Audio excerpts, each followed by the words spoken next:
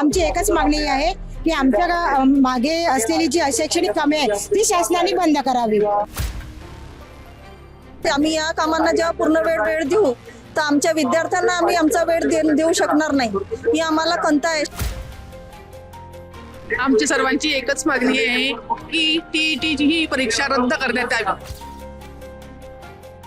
मी सध्या नागपुरातील संविधान चौकामध्ये आहे आणि इथे प्राथमिक शिक्षकांचे राज्यव्यापी आंदोलन आहे। नेमक्या त्यांच्या काय मागण्या आहेत, काय समस्या त्यांच्या आहेत त्या जाणून घेऊया। मोठ्या प्रमाणात शिक्षक जे आहेत ते इथे जमलेले आहेत। काय सांगाल, आज तुम्ही आंदोलन करता आहे, काय मागणी आहे?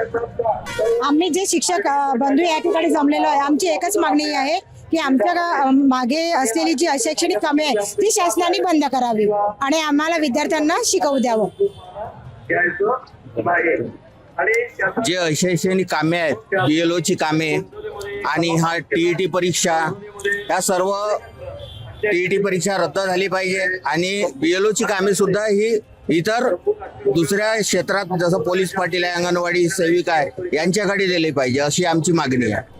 तर आपण बघितलं की BLO चे कामं असतील किंवा अतिरिक्त कामं असतील जे शिक्षकांना शिक्षणाव्यतिरिक्त करायची आहे ती दुसऱ्यांना द्यावी किंवा ती कामं आम्हाला देऊ नये, शिक्षणच आम्हाला शिकवायचं आहे असं या शिक्षकांचं म्हणणं आहे। काय सांगाल, काय मागणी आहे? आज आंदोलनाला तुम्ही इथे आलेला आहात।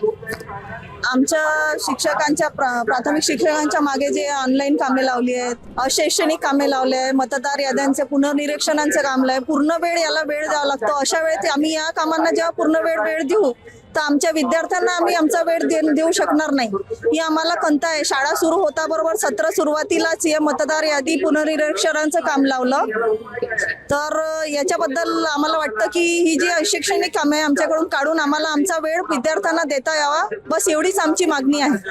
आमच्या 1 ते 8 वर्गाच्या प्राथमिक शिक्षकांच्या मागे टीईटी ही कंपल्सरी केलेली आहे। माझं असं मत आहे की कंपल्सरी का? समजा एखादा 1 ते 4 ला वर्षानुवर्ष शिकवणारा शिक्षक आहे, त्याला जर त्या बाकीच्या याचं म्हणजे एक पठारा अवस्था आल्यानंतर 30 ते 32 वर्षाची नोकरी झाल्यानंतर त्यांनी टीईटी सारखी कॉम्पिटिटिव्ह एक्झाम देणं हे अगदी बरोबर आहे का? मला सांगा की 50 वर्षाचा व्यक्ती किंवा 40 वर्षाचा व्यक्ती खरंच तरुण पोराच्या तुलनेमध्ये टिकू शकेल का या स्पर्धा युगात? हा आमच्यावर एक प्रकारचा अन्याय नाही आहे का? फक्त एवढी शासनाला विनंती आहे की ठीक आहे, सर्वोच्च न्यायालयाचा मान राखण्यासाठी तुम्ही टीईटी म्हणताय, हरकत नाही, पण जो शिक्षक 1 ते 4 ला शिकवतोय त्याला त्याच अभ्यासक्रमाच्या आधारित त्याची परीक्षा घ्यावी। 6 ते 8 ला जो शिकवणारा शिक्षक आहे त्याला त्याच्या आधारावरती परीक्षा घ्यावी। तो आणि एकही शिक्षक असा नाही आहे की त्यांनी पात्रता निकष पूर्ण केले नाही आणि शिक्षकाची नोकरी मिळवली नाही। आम्ही त्यावेळी जी निकष होते शासनाच्या नोकरी मिळवण्याचे ते संपूर्ण निवड मंडळासारखी परीक्षा पार करून आम्ही ही नोकरी मिळवलेली आहे। मग आमच्यावर हा अन्याय का? मग टीईटी रद्द करण्याची मागणी आहे का आता तुमची? नक्कीच शासनाने थोडा सहानुभूतीपूर्वक विचार करावा आणि आमच्या शिक्षकांवर हा लादलेला जो आहे टीईटी कंपल्सरी हा GR रद्द करावा, एवढीच माझी मागणी आहे। धन्यवाद। पुढील भूमिका काय असणार आहे? या ज्या मागण्या आहेत या जर का पूर्ण नाही झाल्या तर तुमची पुढील भूमिका काय?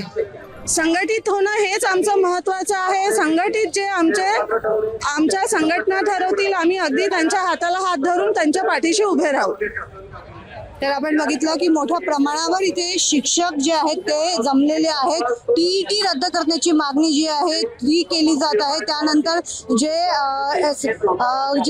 अशैक्षणिक कामं आहेत ती जी शिक्षकांना करावी लागतात त्याचा देखील निषेध इथे केला जातो आहे।